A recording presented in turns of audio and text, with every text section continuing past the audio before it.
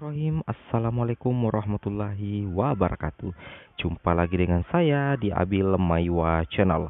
Jadi teman-teman, channel ini adalah merupakan channel kita, channel yang membahas tentang info guru dan tunjangan, P3K CPNS, info guru dan tunjangan, serta tips dan trik komputer. Jadi pada video kali ini teman-teman, kembali lagi admin akan berbagi sebuah video informasi terbaru dari jpnn.com.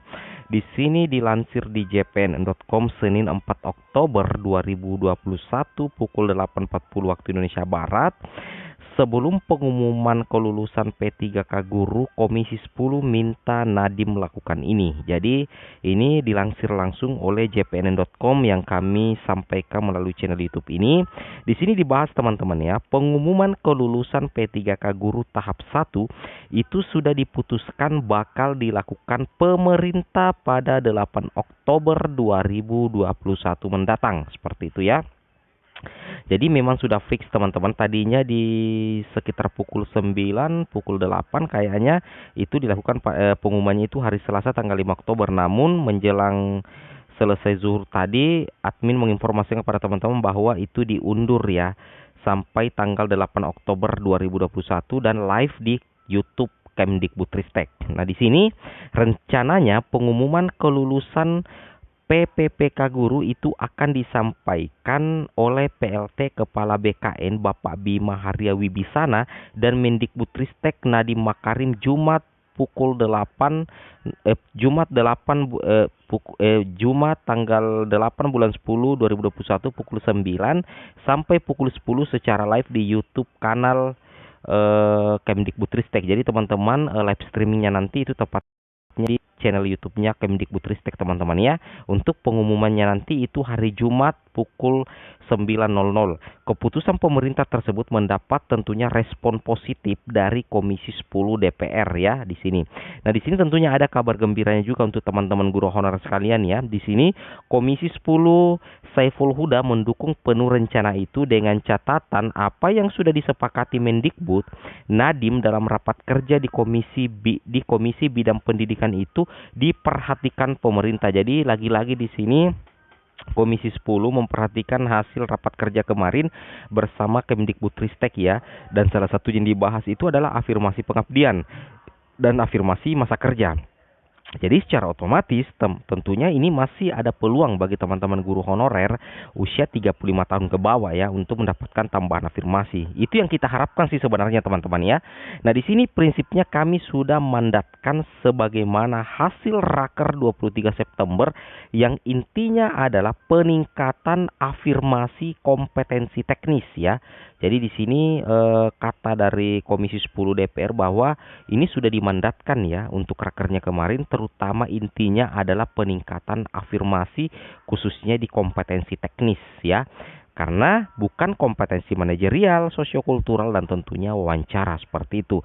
Nah, di sini jika kita lihat cermati, maksudnya di sini peningkatan afirmasi berarti itu istilahnya penambahan afirmasi dan disesuaikan dengan pengabdian dan masa kerja. Itu yang kemarin dibahas sih sebenarnya ya. Itu yang menjadi salah satu tuntutan dari Komisi 10 DPR mewakili rekan-rekan guru honorer sekalian seperti itu. Di sini dasar pertimbangan peningkatan afirmasi itu karena melihat hasil tes P3K Guru tahap 1 banyak yang tidak memenuhi passing grade kompetensi teknis. Sebagian besar guru honorer tidak mencapai passing grade kompetensi teknis, itu sebabnya kami meminta diberikan tambahan afirmasi seperti itu teman-teman ya. Jadi memang sebenarnya ada istilahnya keinginan dari teman-teman guru honorer yang coba difasilitasi DPR sebagai perpanjangan tangan guru honorer yang langsung ditangani oleh Komisi 10 itu penyebabnya karena memang banyak teman-teman guru honorer itu yang tidak lolos passing grade untuk kompetensi teknis. Jadi meminta diberikan adanya tambahan afirmasi seperti itu teman-teman ya.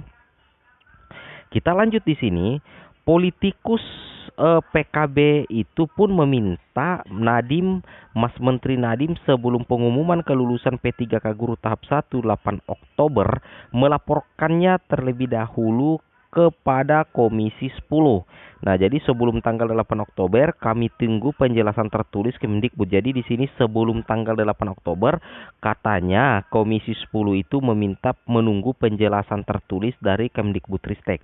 Senada anggota Komisi 10 DPR RI Profesor Zainuddin Maliki itu mengingatkan Mas Menteri 6 kesepakatan raker. Jadi di sini ada 6 kesepakatan raker. Sebentar kita lihat teman-teman ya, 6 kesepakatan raker 23 September di mana poin 6 menegaskan sebelum 6 Oktober Kemdikbudristek sudah menjelaskan dahulu kepada DPR ya. Jadi memang di raker kemarin itu ada memang perjanjian ya, semacam kesepakatan lah antara Komisi 10 dengan Kemendikbudristek ya, bahwa sebelum 6 Oktober Kemendikbud itu menjelaskan dahulu kepada DPR tentang hasil dari pertemuannya mungkin dengan Kemenpan RB ya, terkait dengan penambahan afirmasi ya, seperti itu.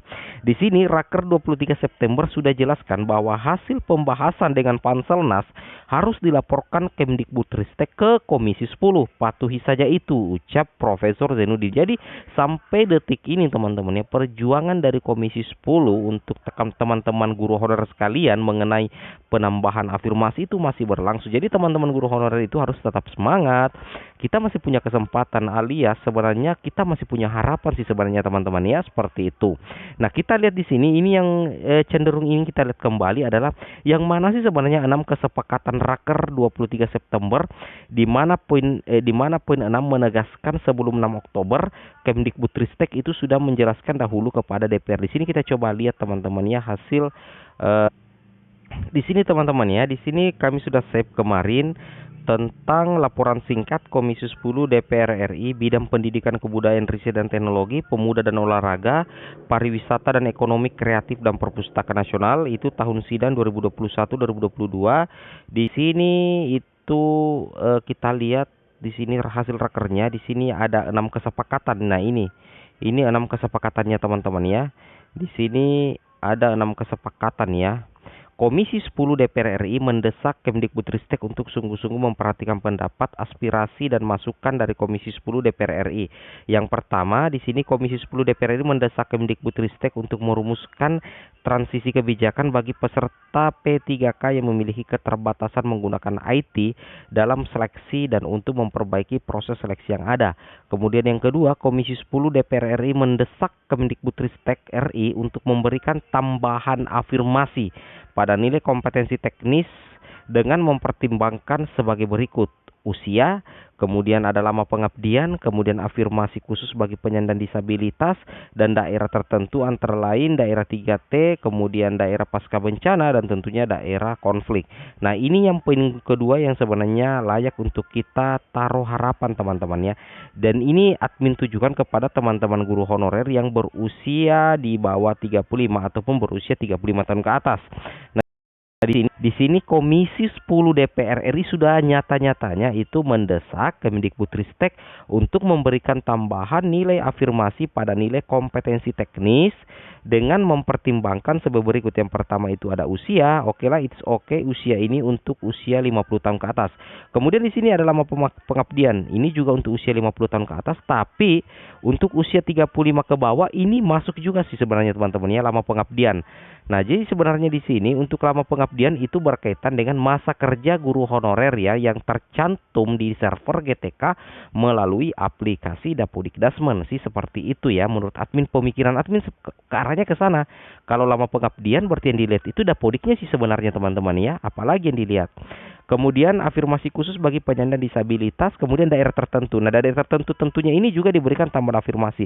Nah, bisa jadi banyak teman-teman guru honorer berusia 35 tahun ke bawah itu mengajar di daerah 3T, daerah pasca bencana dan tentunya daerah konflik. Jadi secara otomatis teman-teman punya tambahan afirmasi nantinya.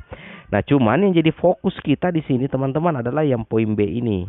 Poin B ini tentang lama pengabdian, apakah nantinya ditujukan hanya untuk guru usia 50 tahun ke atas atau juga masuk untuk teman-teman guru honorer 35 tahun ke atas dan 35 tahun ke bawah dengan mempertimbangkan data Dapodik. Ini yang kita tunggu alur resminya, atau ini yang kita tunggu penjelasan resmi dari Kemdikbudristek, seperti itu teman-teman ya.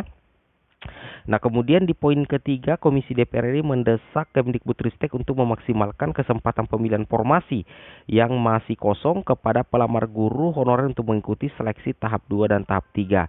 Kemudian teman-teman bisa perhatikan untuk poin 4-nya seperti ini. Kemudian poin 5-nya seperti ini juga teman-teman ya, diperhatikan saja. Dan ini untuk hasil raketnya poin 6. Nah, di sini untuk pasal 98 ayat 2 juga sudah dijelaskan ya, seperti itu. Oke teman-teman, mungkin cukup sampai di sini videonya. Semoga bermanfaat. Assalamualaikum warahmatullahi wabarakatuh.